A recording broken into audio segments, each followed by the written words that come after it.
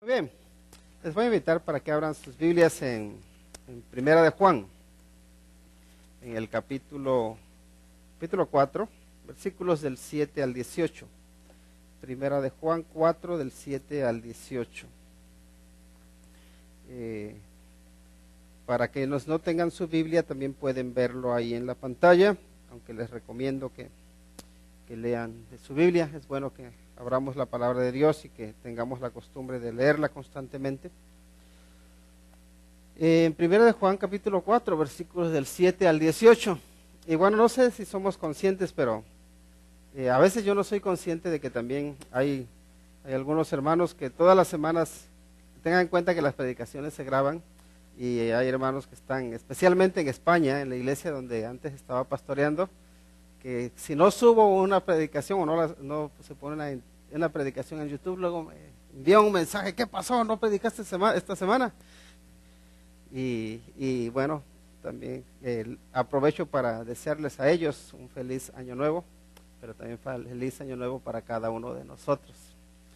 Y para todos los que de alguna manera están relacionados con nosotros o que nos ven, pues que Dios les continúe bendiciendo, continúe guiando sus pasos. Primero de Juan, capítulo 4, versículos del 7 al 18. Dice: Amados, amémonos unos a otros, porque el amor es de Dios. Todo aquel que ama es nacido de Dios y conoce a Dios. El que no ama no ha conocido a Dios, porque Dios es amor. En esto se mostró el amor de Dios para con nosotros, en que Dios envió a su Hijo unigénito al mundo para que vivamos por él. En esto consiste el amor, no en que nosotros hayamos amado a Dios, sino en que Él nos amó a nosotros y envió a su Hijo en propiciación por nuestros pecados. Amados, si Dios nos ha amado así, debemos también nosotros amarnos unos a otros. Nadie ha visto jamás a Dios. Si nos amamos unos a otros, Dios permanece en nosotros y su amor se ha perfeccionado en nosotros. En esto conocemos que permanecemos en Él y Él en nosotros, en que nos ha dado de su Espíritu. Y nosotros hemos visto y testificamos que el Padre ha enviado al Hijo, el Salvador del mundo. Todo aquel que confiese que Jesús es el Hijo de Dios, Dios permanece en él y él en Dios. Y nosotros hemos conocido y creído el amor que Dios tiene para con nosotros. Dios es amor, y el que permanece en amor permanece en Dios y Dios en él.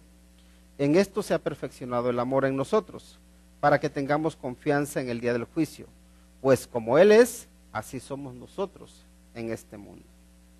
En el amor no hay temor, sino que el perfecto amor echa fuera el temor, porque el temor lleva en sí castigo, de donde el que teme no ha sido perfeccionado en el amor.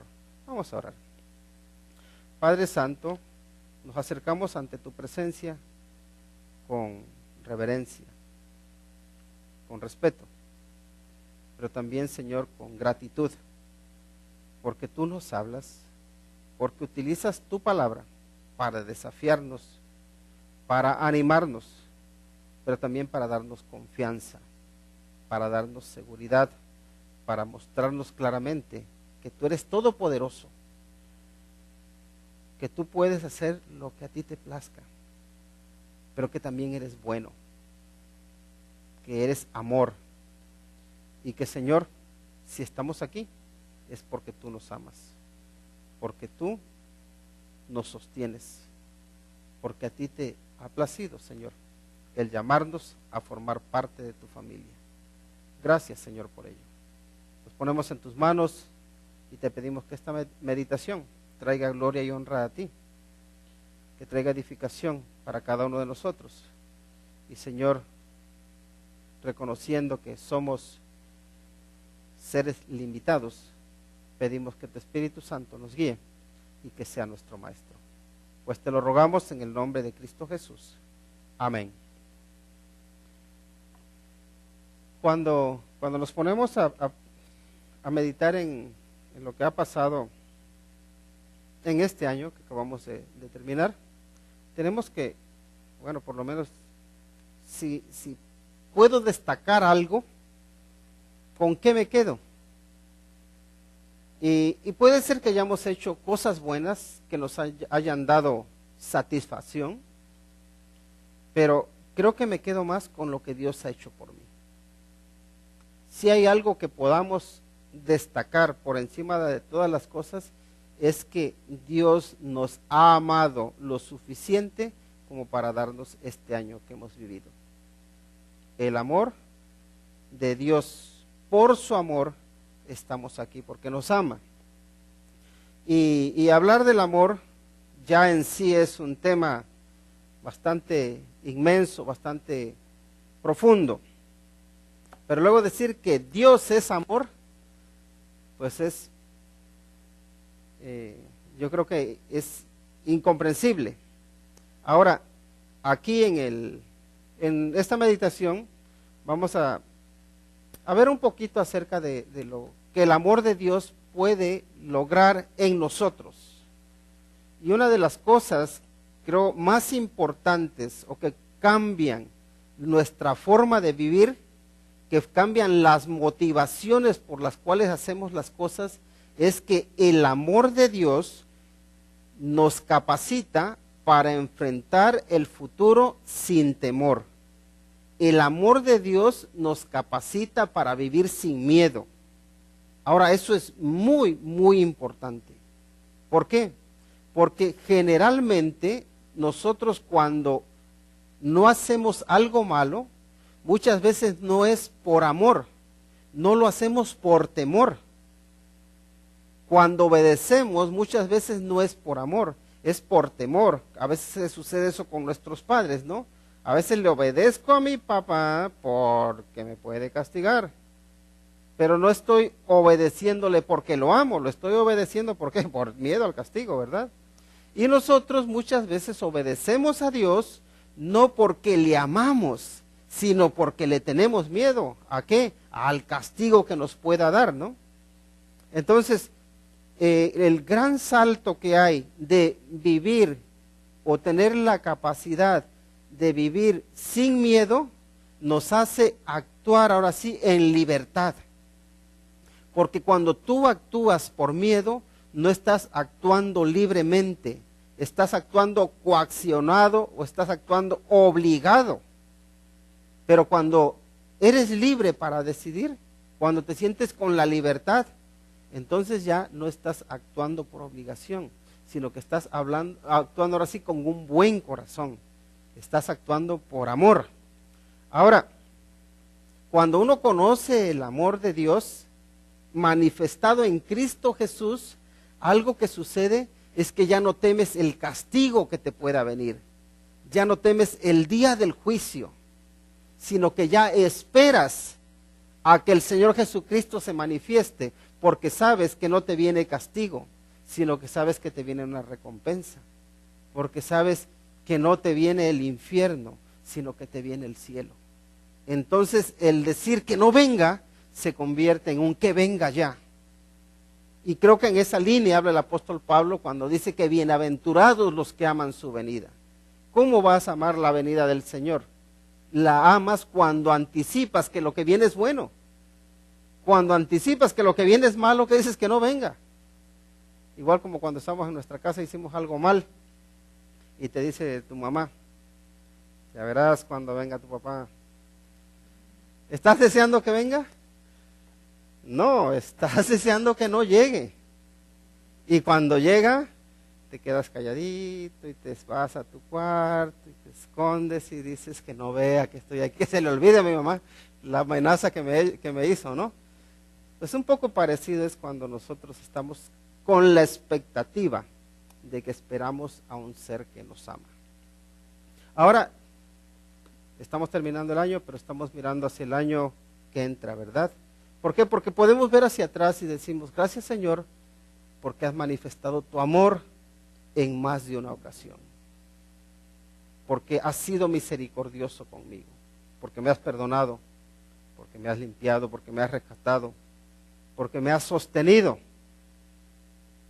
y podemos mirar hacia el futuro con confianza, podemos mirar hacia el futuro con esperanza. Y hay algunos puntos que debemos destacar. Y la primera pregunta que yo me hago es esta: ¿puedo decir que Dios me ama? Y la siguiente es: si Dios me ama, ¿qué debo hacer yo con ese amor que Dios me da? ¿Qué debo hacer con el amor que Dios me da? Y en el versículo 7, y creo que los versículos 7 y 8 vamos a leer. Miren lo que nos dice: amados, dice, amémonos unos a otros. ¿Y cuál es la razón que nos da? Dice, porque el amor es de Dios. Todo aquel que ama es nacido de Dios y conoce a Dios, dice. El que no ama no ha conocido a Dios, porque Dios es amor. Entonces, lo que nos está diciendo es que compartamos el amor que Dios nos da. Y lo que nos está diciendo, el amor que hay en ti no es tuyo, no es nuestro, es de Él. Es lo que dice, ¿no? Amados, amémonos unos a otros. ¿Por qué? Porque el amor es de Dios, dice. El amar es de Dios, pero el amor es de Dios. Él es amor. Él es el dueño del amor y Él te hace objeto de su amor. Ahora, ¿qué hacemos con el amor que Dios nos da? ¿Qué hacemos con el amor que Dios nos da? ¿Nos lo guardamos? ¿Nos lo guardamos para nosotros? Si nos guardamos el amor de Dios para nosotros, ¿saben en qué nos convertimos? En egoístas. Y aquí nos está diciendo, no nos está diciendo que seamos egoístas, nos está diciendo que dejemos el egoísmo, que compartamos ese amor que Dios nos da. A ver, para quienes están perdidos, a ver, Primera de Juan, capítulo 4, versículos 7 al 18. Estamos meditando en los versículos 7 y 8. Muy bien. Así que, en este 2019, si podemos tener un desafío claro, fácil, por lo menos en la letra, luego en el hecho es mucho más difícil, es comparte el amor de Dios. Comparte el amor que Dios te da. ¿Es fácil? No, yo no digo que sea fácil. Y ¿saben qué? Nosotros a veces complicamos las cosas por una razón muy sencilla. Porque nosotros empezamos a practicar o a ponernos cargas demasiado pesadas, ¿verdad? Por ejemplo, recuerdo a veces que he hablado en estudios bíblicos sobre el amor, hay personas que dicen, bueno, ¿yo cómo puedo amar a alguien que acaba de matar a mi hijo? Y digo, ¿te ha matado alguien a tu hijo? No, pero si me lo mataran, ¿cómo lo puedo amar? Digo, pues mira, esperemos que no suceda. Pero ¿por qué no empiezas por mostrar tu amor con tu compañero de trabajo o con tu compañera de trabajo, teniendo unos buenos detalles con esa persona, hablando bien de esa persona, buscando, ahora sí, ayudarle con cosas pequeñitas, y verás cómo Dios te va a ir dando la oportunidad de ir creciendo, de ir madurando. Lo mismo pasa con la fe. El Señor normalmente no nos manda una prueba enorme de fe para que demos un salto de gigantes. Nos va dando pasitos, nos va dando pequeñas oportunidades. A veces nos presenta alguna grande, pero generalmente Él nos va preparando. ¿Por qué? Porque Él está haciendo una obra en nosotros. Lo que pasa es que a nosotros nos gusta saltar y nos gusta mucho decir, no, eso es imposible. Y sí les voy a decir, sí es imposible. Si lo hacemos en nuestras fuerzas, es imposible. Ahora, si lo hacemos estando Él en nosotros, se hace posible. ¿Por qué? Porque Él es quien nos capacita para amar. Si Él no nos capacita para amar, es imposible amar. ¿A quién voy a decir para no ofender a nadie? Sin el amor de Dios, a veces es difícil amar hasta a sus propios familiares, especialmente aquellos que son difíciles, aquellos que te llevan la contraria, a aquellos que te critican. Bueno, en la familia no suele haber gente que te critique, ¿verdad? Pero es por si acaso hubiera. Es difícil, pero si tienes el amor de Dios en tu vida, si Él amando a través de ti, entonces es posible. Y creo que deberíamos pedirle al Señor, Señor, ayúdame o enséñame a amar como tú quieres que yo ame. Pero la responsabilidad está esa, para el 2019, si queremos ponernos una meta, Señor, ayúdame a amar, a compartir de tu amor con los que se lo merecen, mejor con los que no se lo merecen. Porque si pensamos, ¿quién se merece el amor de Dios? Nadie. Pero nosotros queremos amar ¿a quién? A los que se lo merecen. Ahora llegaremos a ese punto. No me voy a saltar de cómo va la idea. El siguiente punto es este. El amor de Dios se mostró en que envió a su Hijo para darnos vida. Es decir, el amor de Dios es un amor práctico, ¿verdad? Cuando nosotros decimos, es que Dios me ama, ¿cómo ves el amor de Dios? ¿De qué forma se manifiesta? Así que aquí en el versículo 9 nos dice esto. Nos dice lo siguiente: en esto se mostró el amor de Dios para con nosotros. Una acción pasada, terminada, una acción concreta, ¿verdad? Ese es el aoristo perfecto. En esto se mostró el amor de Dios para con nosotros. ¿En qué dice? En que Dios envió a su Hijo unigénito al mundo, dice, para que vivamos por Él. Así que el amor de Dios se mostró ya en que envió a su Hijo para darnos vida.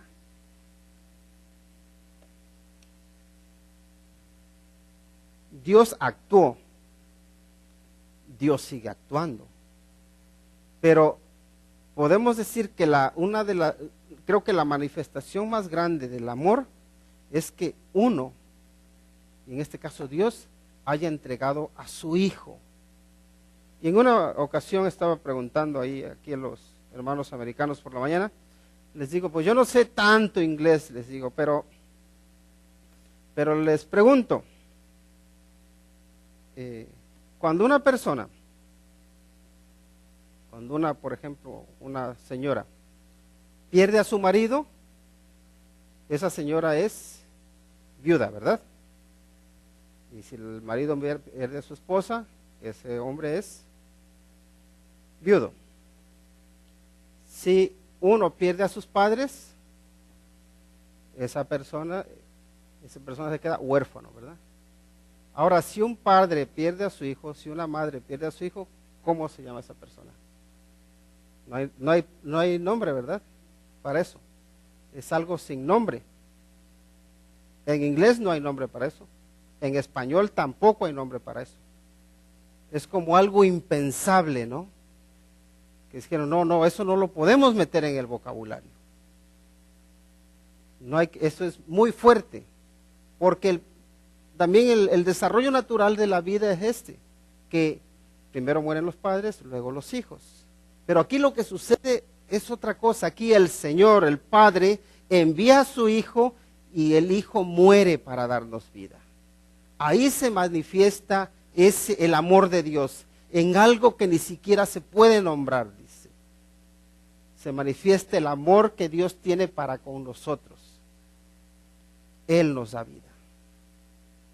Él actuó y dio, podemos decir, lo mejor de sí mismo. De hecho, se dio a sí mismo. Porque cuando le pasa algo a tu hijo, es como si te estuviera pasando a ti mismo, ¿no? En este caso, Dios Padre y Dios Hijo son uno. Entonces lo que le estaba pasando al hijo también le sucede al padre, le afecta de la misma manera. Aunque no vamos a llegar a decir que Dios Padre haya muerto. No, quien murió fue el Dios Hijo, pero es Dios. Y ahí está ese amor que Dios manifiesta para con nosotros. ¿Y para qué lo hace? Muere para darnos vida, porque nosotros estábamos muertos en nuestros delitos y pecados, porque no teníamos escapatoria. Si el Señor Jesucristo no hubiese venido a morir aquí en la cruz del Calvario, nosotros no tendríamos esperanza.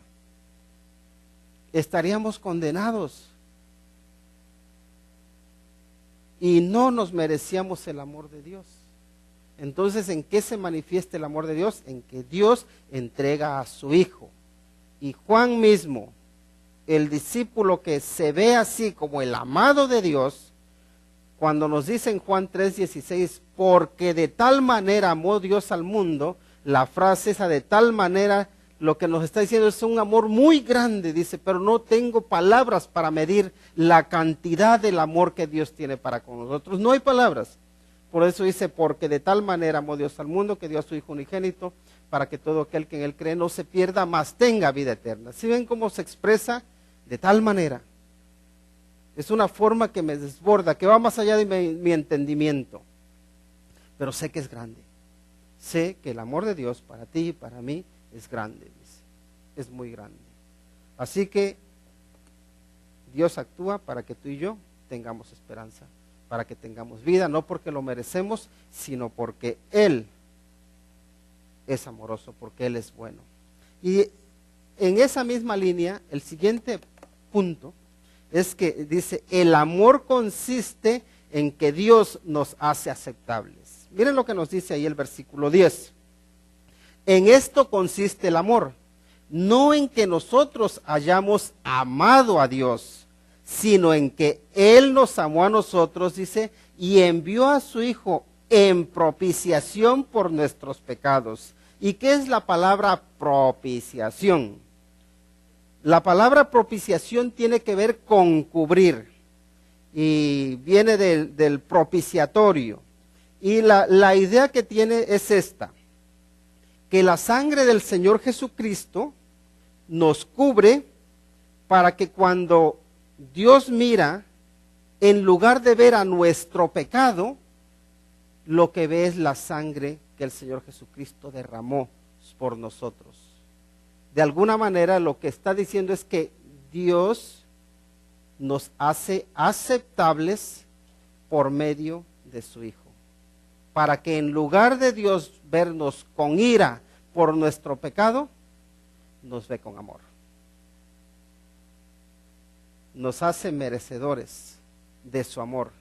Y ahí está la idea que tenemos. A ver, nosotros a quienes amamos fácilmente, a los que nos aman, ¿verdad?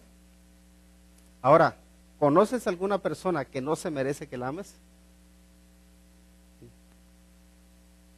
De hecho, cualquier persona que te ofende, enseguida tú sientes que esa persona no se merece que la ames. Tú sientes que esa persona se merece que tú la rechaces, que le hagas por lo menos lo que te hizo. Esa es nuestra reacción. Cuando alguien te ofende, la reacción natural suele ser, pues también le ofendo, ¿verdad? E incluso es que se lo merece. Si alguien habla mal de ti, ¿qué es lo que dice? Pues se merece que es que mira quién vino a hablar, empecemos a decir, ¿y quién habló? Y empezamos a soltarnos la lengüita. Y empecemos a decir, sí, eso dijo, pues déjame que te cuente. Y empezamos a soltarnos, ¿verdad? ¿Por qué? Porque esa es la respuesta natural. La respuesta natural de alguien que te odia es tu odiarle. Pero la respuesta divina es amarle. Es hacer a esa persona aceptable. Ahí está el problema. El Señor Jesucristo, o Dios mismo, por medio de su Hijo, nos hace aceptables. ¿Nosotros nos merecemos que Dios nos ame? No. Pero por eso viene el Señor Jesucristo, nos limpia del pecado, nos purifica y entonces nos hace aceptables. Por eso, ahora esa limpieza, esa purificación se aplica a todo el pecado. Hay un momento en que uno nace de nuevo, donde podemos decir que Él nos baña completamente y nos limpia completamente. Pero luego en el diario caminar vamos cometiendo pecados. Y la misma sangre del Señor Jesucristo nos limpia, nos perdona, nos hace aceptos ante Dios. nos hace agradables delante de Dios. Pero es Él el que nos hace agradables. Eso es lo que hay que tener en cuenta. Que nosotros, si amamos a las personas, no es porque se lo merezcan o porque las hagamos o porque nosotros seamos la gran cosa, sino porque debemos verlos, de alguna manera hacerlos aceptables para nosotros. Señor, decir, no se merece que le ame, pero le voy a amar de todas formas. Voy a perdonarle las ofensas que me haya hecho y voy a decidir amarle. Ahora, ¿cómo? Ahí está, el problema siempre está en el cómo, ¿verdad? Porque lo que debemos hacer lo sabemos. ¿Cómo tenemos que hacerlo? Es donde nos cuesta.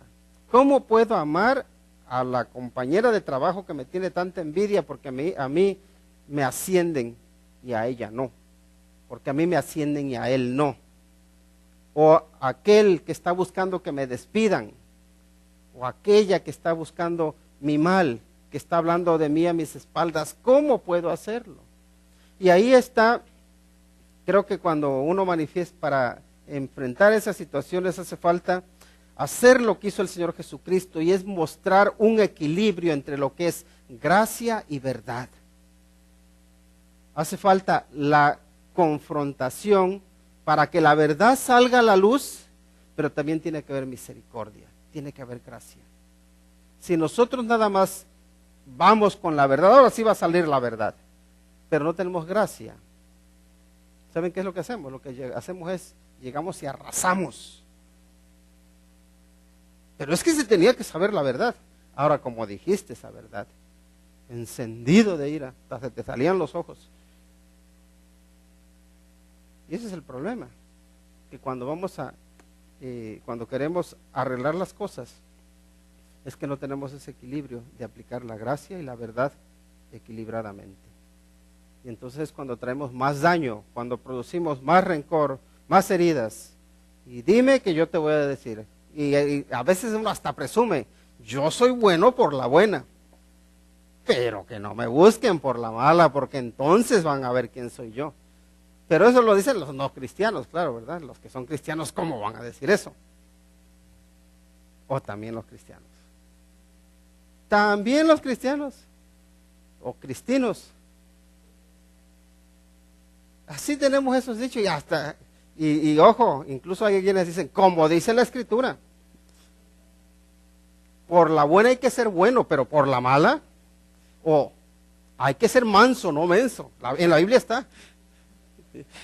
Yo no sé qué Biblia tienen, pero así se justifica uno. Entonces uno como que racionaliza eso, ya tiene que estar bien, le decimos, sí, tiene que estar bien, pero no está bien, porque hace falta tener ese equilibrio de la gracia y la verdad, tener esa actitud perdonadora, porque es la actitud que tuvo el Señor Jesucristo.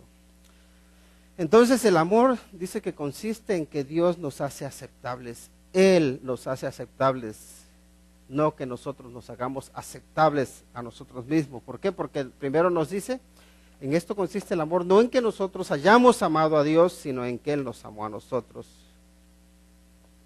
y envió a su Hijo en propiciación. Esa es la idea. La iniciativa está en Él. Él envió a su Hijo para que nos rescatara, para hacernos objetos de su amor. Ahora, ¿qué hago con eso? ¿Qué debo hacer con eso? En el versículo 11 nos dice, amados, y fíjense, es Juan el que le gusta hablar a la gente como, él le gusta, no tiene miedo a decir que él los ama, dice, amados, si Dios nos ha amado así, si el creador del universo, si el que puede darnos vida y quitarnos la vida, si a Él que hemos ofendido tanto, dice, si Él nos ha amado así, es nuestra responsabilidad amarnos unos a otros. Por eso dice, debemos también nosotros amarnos unos a otros, como que no hay opción. No está diciendo, bueno, pues si queremos entonces vamos a amar a otros. Dice, no, tenemos la responsabilidad de amarnos unos a otros. ¿Por qué?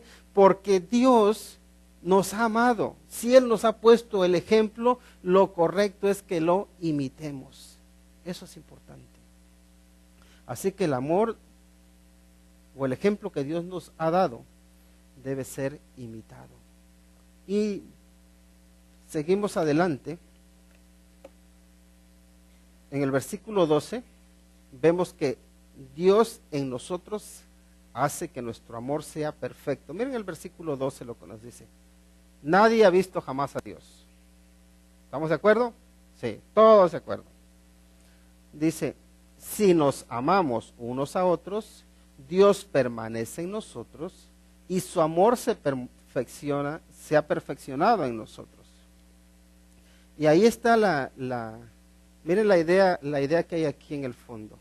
Primero, si a Dios no lo ha visto nadie. Ahora, si nosotros amamos, y ojo, estamos hablando de ese amor ágape, ese amor que es de Dios. Si nosotros amamos, dice, si nos amamos unos a otros, dice que Dios permanece en nosotros. Y ahí está hablando de, a Dios no lo ves, pero sí lo puedes tener, lo puedes vivir. Y quizás sea muy atrevido a decir, lo puedes poseer, porque nosotros no somos dueños de Dios, pero que Él puede habitar en nosotros. De hecho, su Espíritu Santo vive en nosotros, que es Dios, ¿verdad? Él mora en nosotros. Somos templo del Espíritu Santo. Entonces a Dios no lo vemos, pero sí lo podemos tener. Y podemos manifestarlo al manifestar su amor. Porque nuestro amor es imperfecto, por supuesto, pero su amor hace nuestro amor perfecto. Es su presencia en nosotros la que hace que nuestro amor se perfeccione. Porque también debemos ser sinceros, que muchas veces nosotros amamos por conveniencia.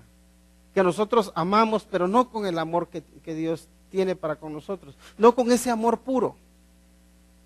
A veces amamos por conveniencia, amamos con impureza, a veces, y ponemos muchas veces nuestro amor en el sitio equivocado. Entregamos nuestro corazón mal y también lo llamamos amor, ¿no? Pero no es el amor perfeccionado, es Dios el que perfecciona nuestro amor. Y seguimos adelante.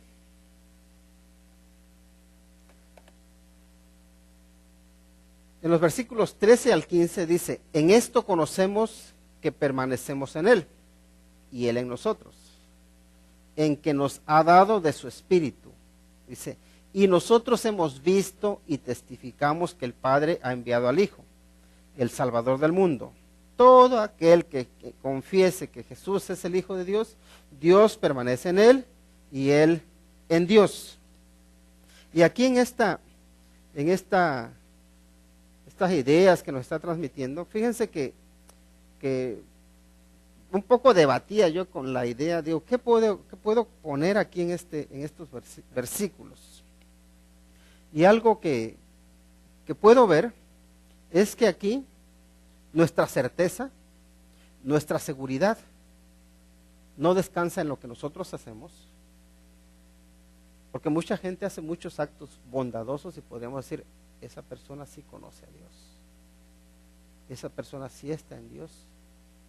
Entonces uno puede caer en una falsa seguridad, en creerse que Dios tiene que estar conmigo por lo bueno que yo soy. Y de hecho, hay personas, recuerden una vez que le preguntaban a una persona bastante religiosa, que sí creía que iba a ir al cielo. Dice, hombre, con todas las cosas buenas que he hecho, ¿cómo no? No tengo duda. Pero su razonamiento era ese. Con todo lo bueno que he hecho, con toda la gente que he ayudado, ¿cómo no voy a entrar al cielo?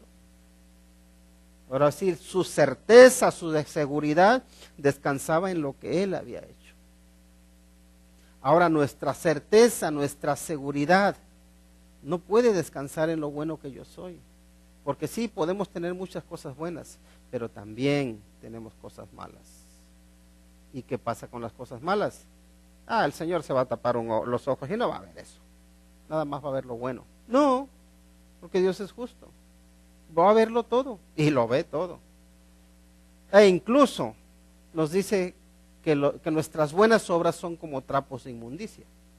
Que lo bueno que nosotros podemos hacer por nosotros mismos delante de un Dios santo es como un trapo sucio con el que limpias la cocina, que está lleno de grasa y negro, ¿verdad?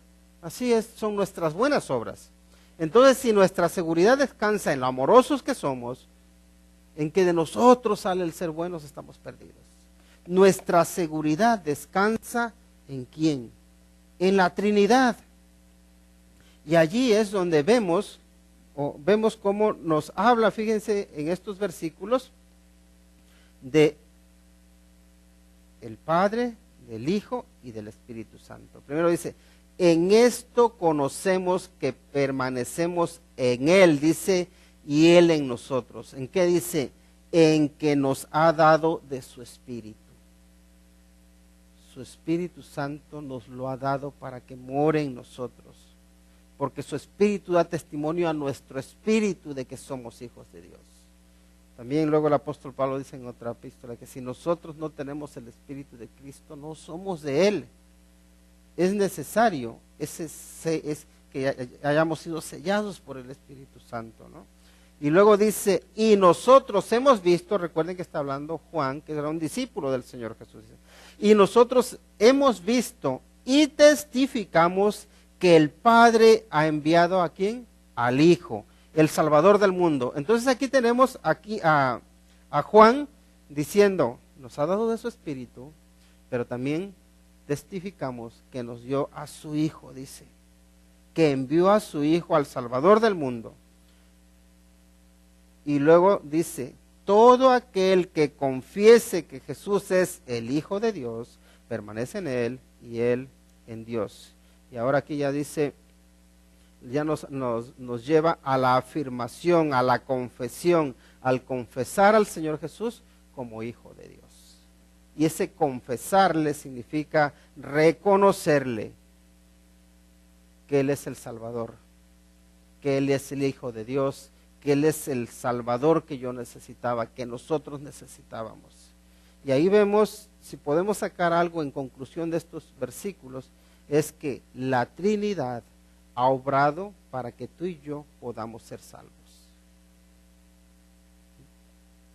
Dios, en su manifestación de Padre, de Hijo y de Espíritu, obra para que tú y yo podamos tener seguridad.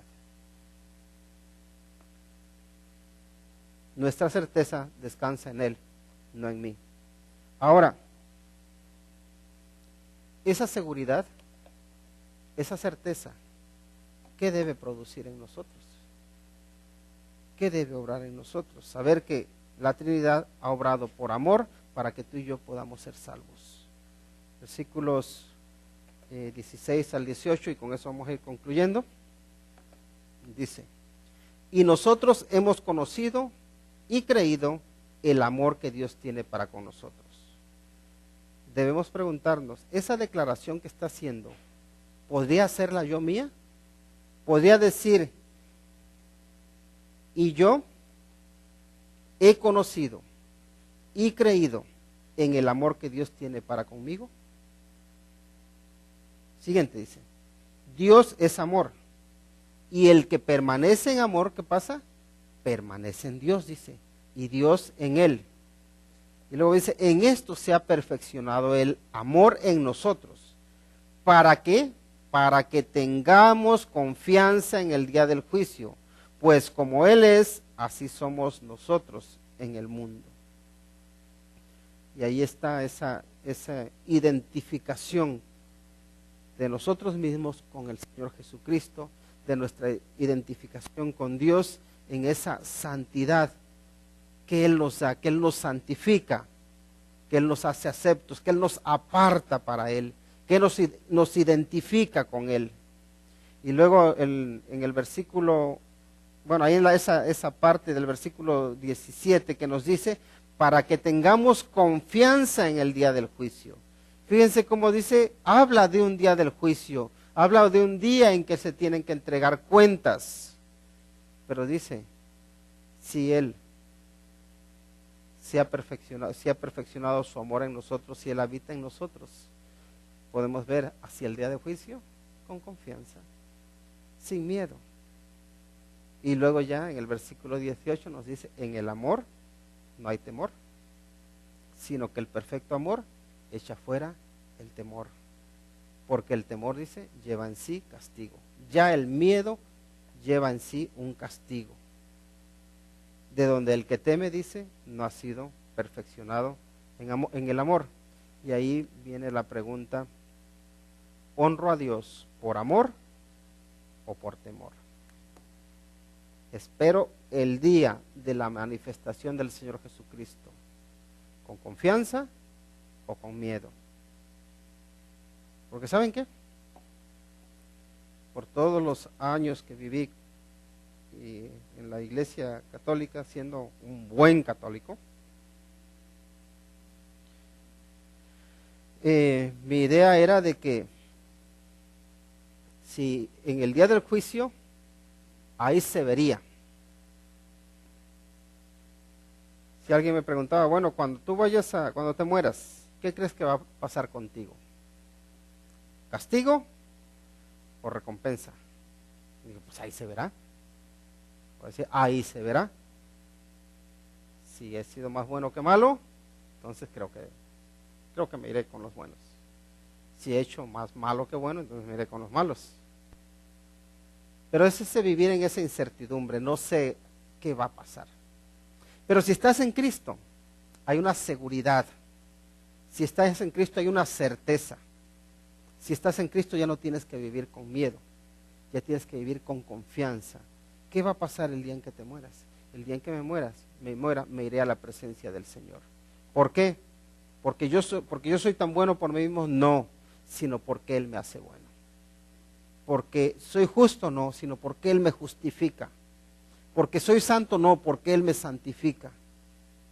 Porque Él es mi abogado. Porque cuando tenga que presentarme en el día del juicio y venga el acusador, también vendrá mi abogado y dirá, sí, es verdad, es un pecador que se merece irse al infierno, pero pagué por él. Mi sangre derramada le limpia del pecado. Y entonces puede pasar a la eternidad. No por nuestros méritos, pero por los méritos de Cristo Jesús. Así que este año que vamos a empezar, lo bueno sería que lo empecemos con confianza, que actuemos por amor y no por miedo. Y creo que como podemos empezarlo con confianza y actuar por amor es primero, estando seguro si Cristo está en mi vida. Soy hijo de Dios, me ha rescatado del pecado, me ha salvado, me ha hecho un hijo de Dios. Creo que eso es fundamental. Y también vivo en comunión con Él, estoy en comunión con Él, porque una vez que eres hijo de Dios, está el desafío de vivir como un hijo de Dios, de vivir en obediencia. Y creo que es importante que debemos vivir en obediencia. Así que, si vives con miedo, si vives en temor, no vivas así. Acércate a Cristo Jesús, acércate a Dios, pídele que te perdone de tus pecados, que te limpie de toda maldad, que te haga un hijo de Dios. Y si estás en rebeldía, pídele que te perdone y que te dé la fortaleza para vivir en obediencia a Él. Para vivir mostrando de su amor, dando de su amor, porque el amor es de Él. Y hoy es un buen día. Si no tienes al Señor Jesucristo en tu vida, te animo para que lo recibas. Si lo tienes, gloria a Dios, pero séle fiel. Seámosle fieles. Así que vamos a orar. Y si al final quieren hablar sobre su relación con el Señor, aquí estoy dispuesto para hablar de ello. Vamos a orar. Nuestro buen Dios, te agradecemos porque no nos dejas solos. Te agradecemos, Señor, porque vemos hacia el pasado y a pesar de todas las pruebas que hemos tenido, tú no nos has dejado solos. Tú, Señor, nos has sostenido y nos has sacado adelante. Y te estamos muy agradecidos por ello. Y también, Señor, miramos hacia el futuro y lo hacemos con confianza, lo hacemos con esperanza, Lo hacemos con la tranquilidad de saber que el futuro está en tus manos. Y Señor, también vemos hacia nosotros y vemos nuestras imperfecciones, vemos nuestros fallos. Y Padre, te pedimos porque tú nos perdones de toda maldad, que nos limpies, que tú, Señor, nos hagas aceptos, que nos hagas objetos de tu amor. Y también, Señor, te rogamos porque por tu misericordia nos ayudes a vivir en obediencia a ti. Que este año que empezamos sea un año en el que podamos reflejar tu amor. No el nuestro, el tuyo, Señor. Y que podamos ser como luces que alumbran a un mundo que necesita de tu luz, que necesita de tu amor, que necesita de tu bondad, que necesita de tu verdad, que necesita de tu gracia. Padre, te agradecemos por hablarnos, te agradecemos por sostenernos, te agradecemos por no dejarnos solos. A ti, Señor, damos las gracias por este año que nos has concedido. Gracias por Cristo Jesús. Amén. Bueno, vamos a finalizar con la doxología que se encuentra en Judas. La verdad que a mí me gustan mucho las doxologías y creo que es un buen momento para cerrar el año con la doxología que se encuentra en Judas, versículos 24 y 25. Dice lo siguiente: y a aquel que es poderoso para guardaros sin caída y presentaros sin mancha delante de su gloria con gran alegría, al único y sabio Dios, nuestro Salvador, sea gloria y majestad, imperio y potencia, ahora y por todos los siglos. Amén. Que el Señor les bendiga.